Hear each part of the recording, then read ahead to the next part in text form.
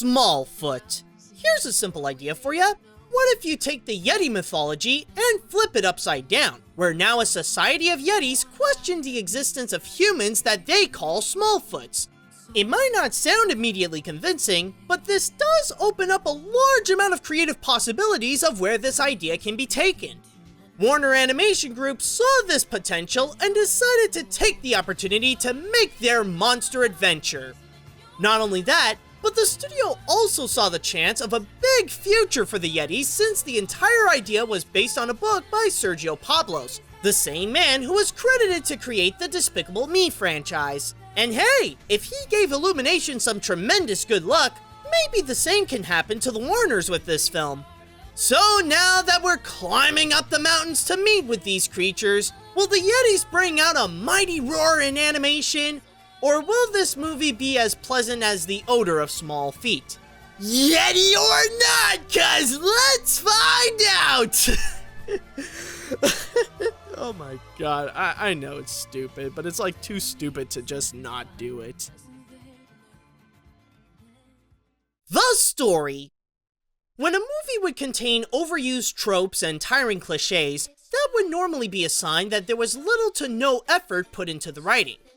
However, with this film, I think this might be one of the first where there was a lot of effort put into incorporating so many cliches at once, or at least it feels like it. The biggest issue with the movie is how it came out as such a generic animated kids flick. The only thing this movie does with this unique concept is turning it into the typical outcast befriends supernatural creature story, but somehow believes that flipping the roles would be enough to make it stand out. Unfortunately, that plan failed, and it results in such a predictable plot where it would use the same dull structure commonly found in forgettable family films without including anything new to spice up the story. Even the humor doesn't help the movie to make things anything better. If anything, the jokes make things a little worse. Almost all the gags are just lowbrow slapstick humor that's nowadays overdone in these cartoony-style movies, complete with a screaming goat, and their purpose feels more like they're just padding the movie to make the 90-minute mark. Whoa! Whoa! Whoa! Ah! No.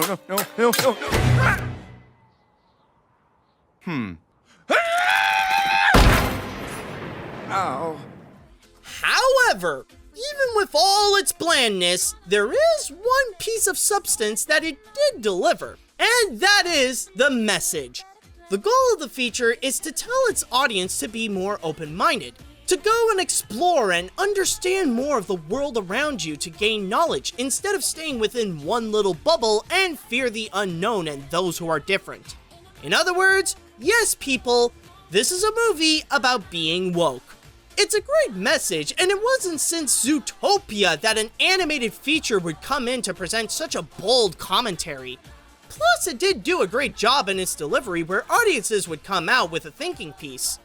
But the more I think about the message, the more that it feels disappointing that it was wasted in such a dull story. The animation. When learning about making art or drawing characters, one of the most important lessons people will teach you is that if there's one part of the body you should never mess up, it would be the eyes. The eyes are the gateway to one's soul, and whether it be someone in real life or a fictional cartoon on a screen, we always look at the eyes to know their current emotion. With that said, how can a major animation studio screw up the eyes so badly like this? They're so squished together that they look like they're just one step away from being Cyclops, or just shave off the middle of their face so that it would reveal just one big eye with two pupils.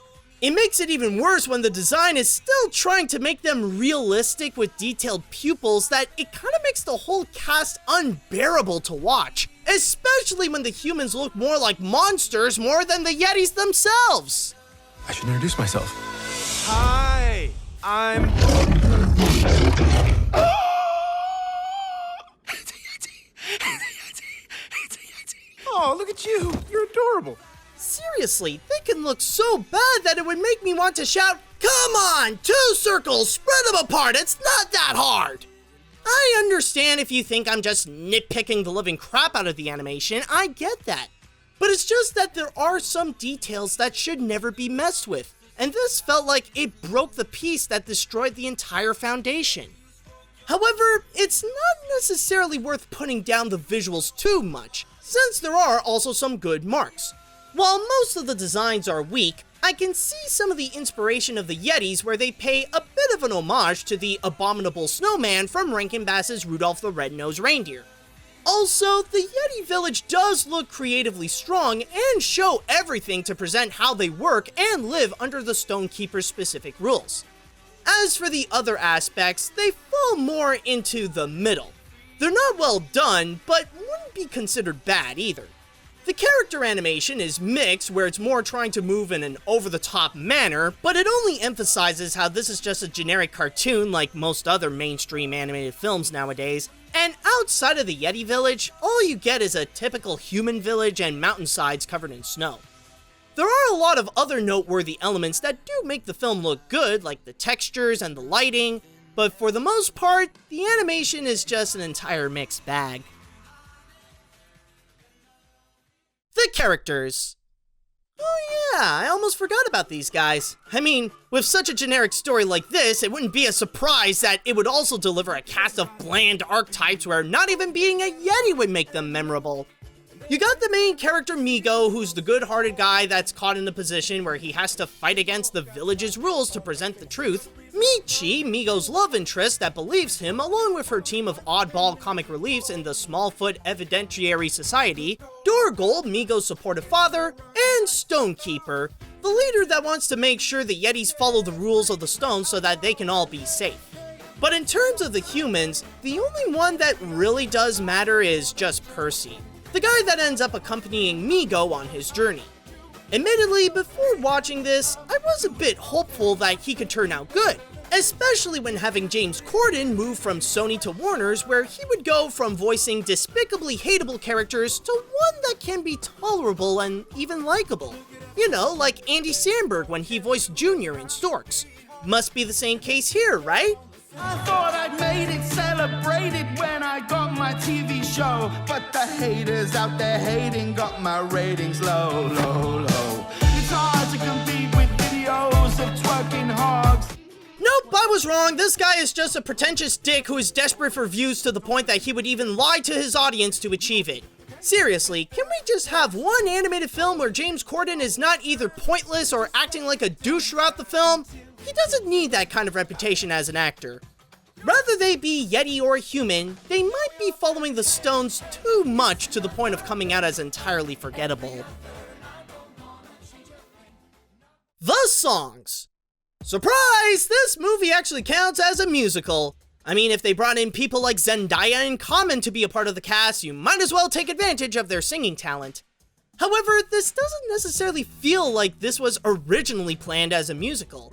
If anything, it almost felt like the filmmakers had a choice of several songs to put during the end credits, and they ultimately decided to have them all in.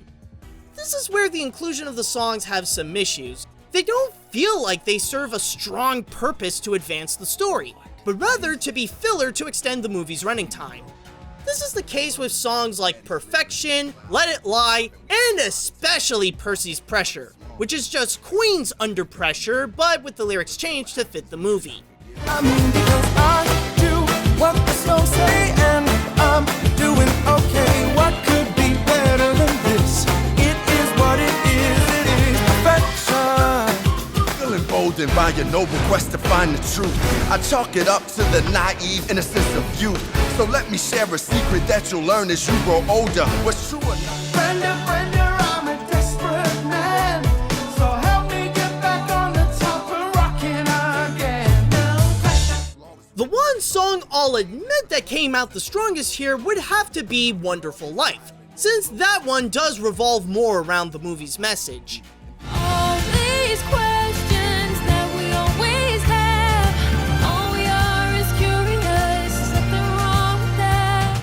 Other than that, there are Moment of Truth and Finally Free, but those ones only appear during the credits, so they don't necessarily count. I'll give them that the musical numbers are not that bad. On average, they fall into the okay category, but due to their lack of strong purpose and having a more modern tone to have them be more appealing to the younger crowd, they end up feeling like most of the movie, just forgettable. I could see how a few can leave some impact to those who watch it, but there's not much of a point for this film to have songs.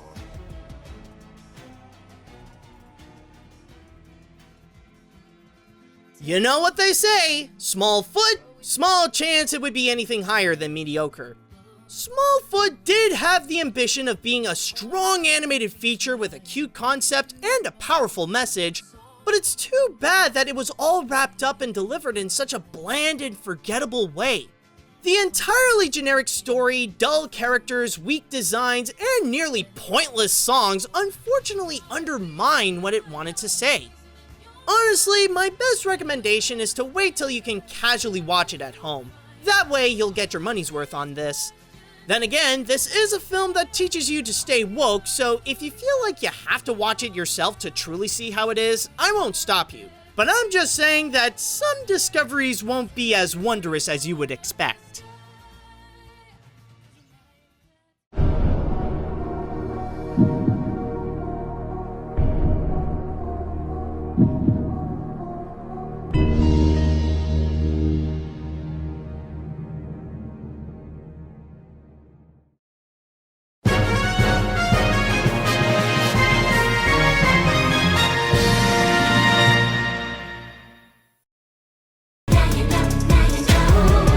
So it's best just to let it lie.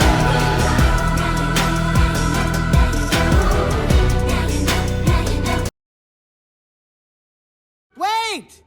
Ah, he's gone.